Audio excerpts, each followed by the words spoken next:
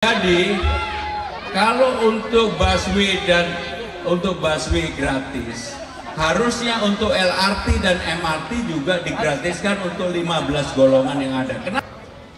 Energi saya bukan berkurang, tapi energi saya menjadi bertambah. Karena apa? Saya melihat potret yang sebenarnya kehidupan masyarakat di Jakarta, terutama, mohon maaf, orang yang belum beruntung. Saya pergi ke rumah susun Tanah Tinggi. Di rumah susun Tanah Tinggi, di sanalah inspirasi banyak saya dapatkan. Mereka yang rata-rata belum bisa menikmati hidup secara baik, air saja hanya ada pagi hari. Itu pun karena dari Jatiluhur airnya masih deras. Siang, sore, malam yang di lantai 2, 3, 4 sudah nggak ada air. Bapak-bapak sekalian, Bapak Ibu sekalian, saya sebenarnya menjadi pejabat sudah lama sekali. 25 tahun. Saya umur 34 tahun sudah menjadi sekretaris Presiden Megawati pada waktu itu. Menjadi pimpinan DPR, terpilih menjadi anggota DPR 4 kali, menjadi menteri sekretaris kabinet di era Pak Jokowi 2 periode.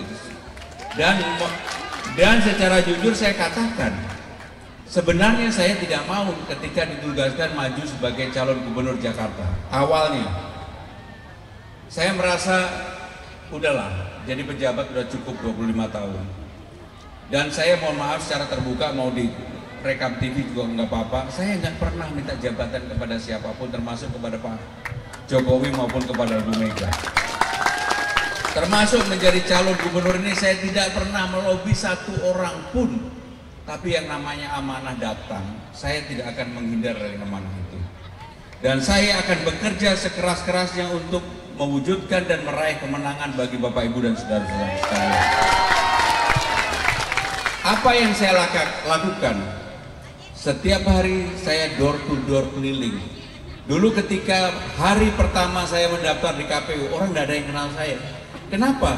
Sudah terlalu lama saya tidak pernah mau diwawancarai oleh siapapun. Karena apa? Sebagai penjaga dapurnya Presiden, sebagai orang yang bertanggung jawab, nggak boleh salah apa yang disampaikan Presiden di ruang publik, keputusan Presiden, keputusan para menteri dan sebagainya.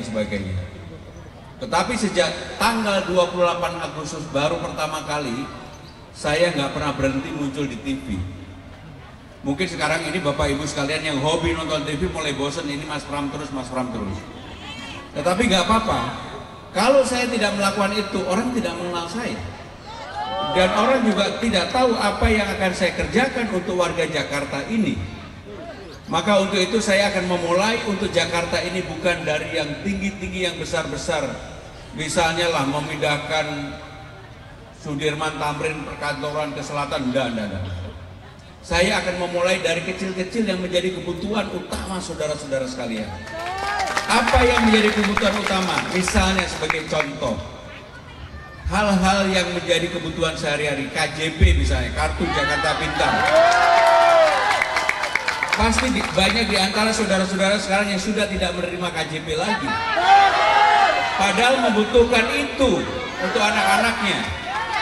Kartu Jakarta KJMU untuk mahasiswa unggul.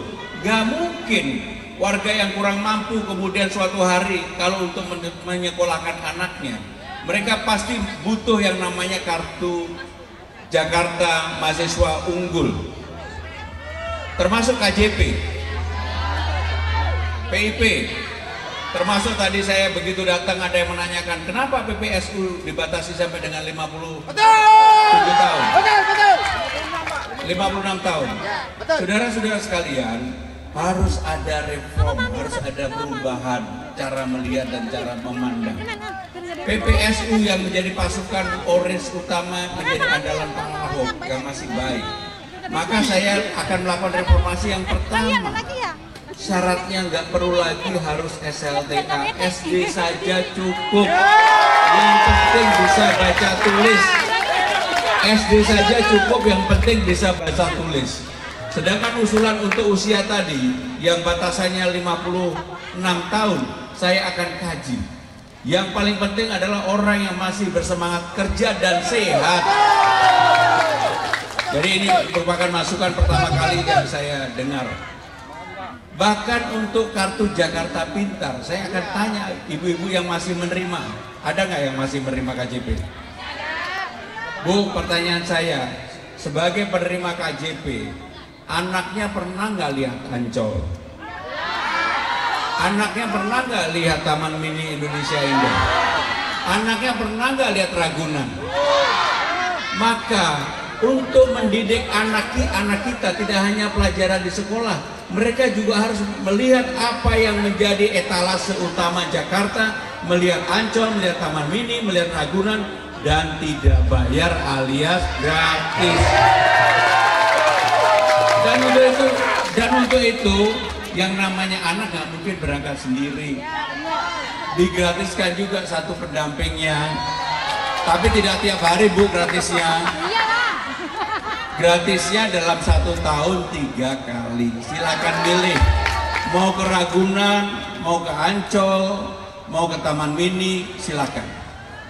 Termasuk ibu yang menjadi pendamping digratiskan. Dan saya lagi berpikir bagaimana caranya supaya warga itu tidak berangkat sendirian, tetapi bersama-sama, supaya apa, transportasinya juga dimudahkan. Bu, yang berikutnya, bagaimana dengan transportasi di Jakarta? Sekarang ini saya tanya, siapa yang naik busway gratis? Busway gratis? Jaklingko, dan sebenarnya kan ada peraturan pergubnya bahwa Jaklingko dan busway gratis untuk 15 golongan. Termasuk untuk lansia, Bu. Ibu udah lansia belum?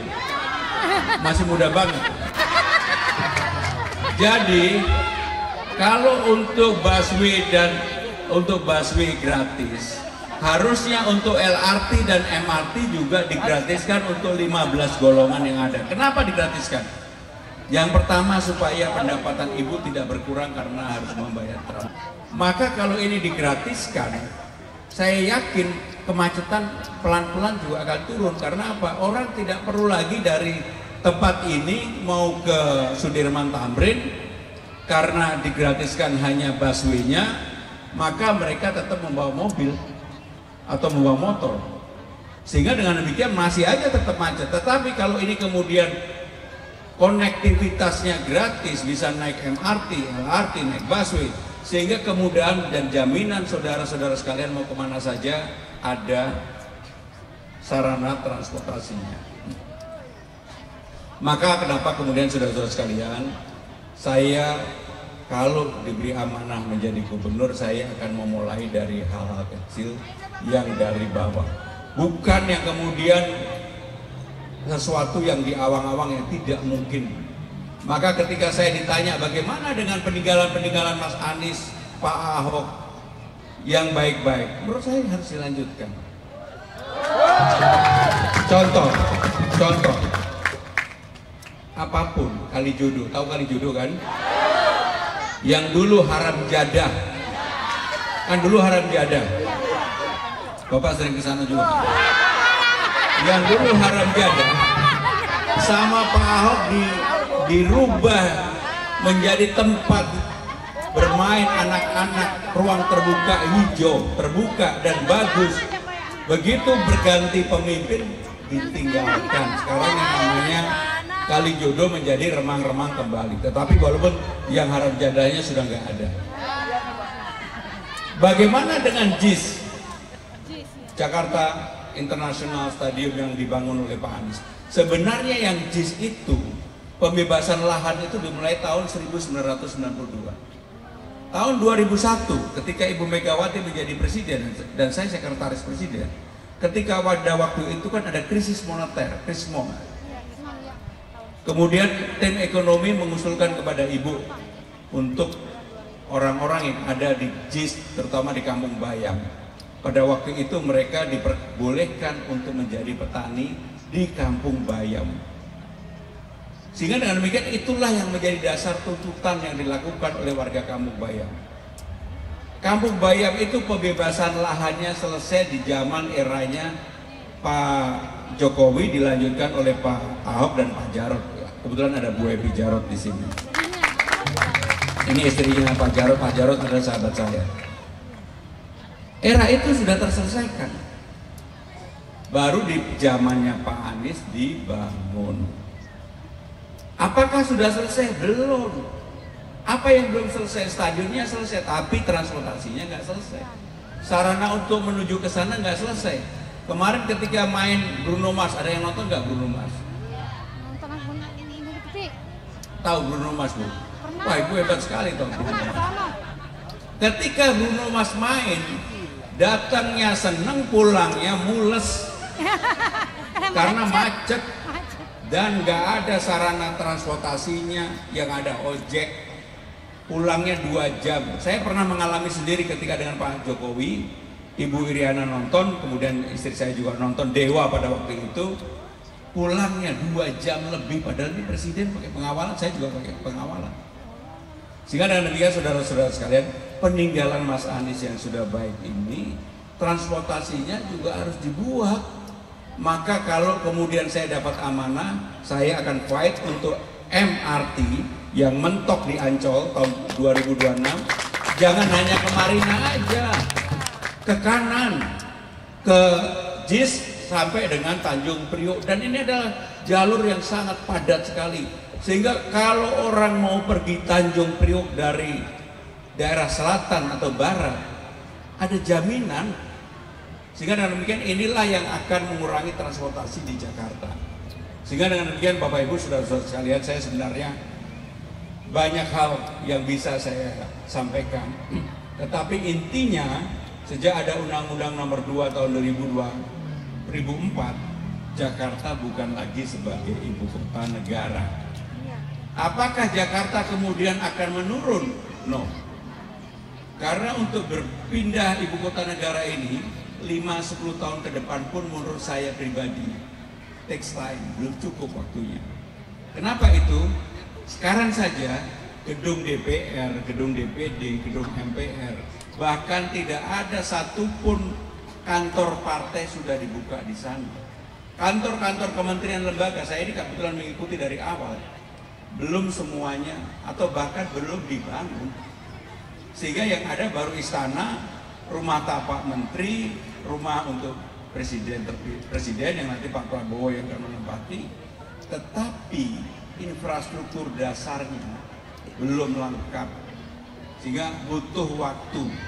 Saya beruntung sebelum saya maju ini sudah 2 kali menyiapkan sidang kabinet, terakhir bulan September kemarin. Maka untuk itu saudara-saudara sekalian, yang terakhir dari saya, karena saya juga jadwalnya setiap hari padat sekali, saya mohon disupport, saya mohon didukung. Tetapi nggak cukup kalau hanya Bapak Ibu saudara-saudara yang ada di ruangan ini. Harus disampaikan kepada saudara-saudaranya, tetangganya.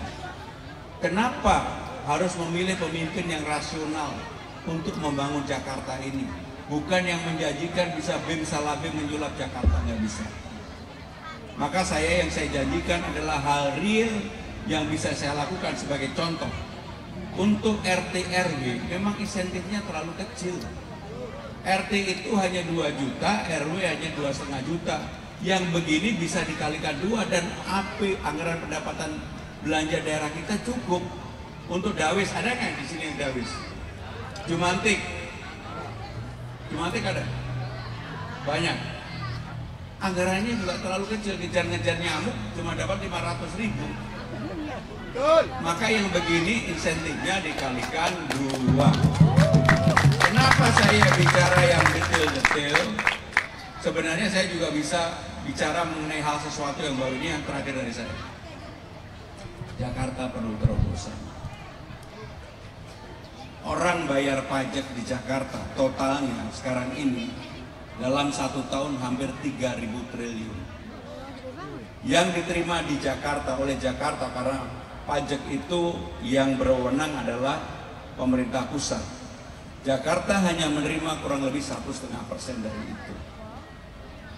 Jadi masih sangat kecil sekali. Maka kalau saya jadi gubernur, pengalaman panjang saya menjadi pimpinan di tingkat pusat, pernah menjadi pimpinan DPR, pernah menjadi menteri sekretaris kabinet, saya udah diingatin 2-3 menit lagi. Maka inilah yang kemudian saya akan lakukan. Apa yang dilakukan? Saya akan membentuk yang namanya Jakarta Funding, Jakarta Fund, supaya ada penerimaan baru bagi Jakarta, meniru apa yang dilakukan oleh Inafan. Jakarta menjadi investor, Jakarta menjadi investor untuk daerah-daerah yang ada di Jakarta maupun di luar Jakarta. Dan ini pasti akan bisa dilakukan karena apa? Nggak perlu kolateral. Kolateralnya apa? Kolateralnya pemerintah Jakarta. Jakarta itu sebagai kolateralnya. Kalau orang berbisnis pasti tahu ini. Dan kalau dikelola secara profesional, Inafan yang dulu modalnya 2 plus 4 triliun, sekarang uangnya udah banyak banget. Yang penting dikelola secara profesional. Kalau Jakarta Fund dilakukan, kita tidak hanya bergantung pada revenue-nya Jakarta hanya dari pajak dan distribusi. Sekarang ada kreasi baru untuk mendapatkan revenue di luar pajak dan restribusi secara profesional. Itulah yang ingin kami sampaikan. Sekali lagi saya terima kasih Pak Darmadi, Bu Hilda, Bu Edi Jarot, dan semuanya yang hadir, Bapak Ibu sekalian. Saya mohon disupport dan saya tidak punya beban pribadi kepada siapapun karena saya tidak pernah meminta atau melobi kepada siapapun.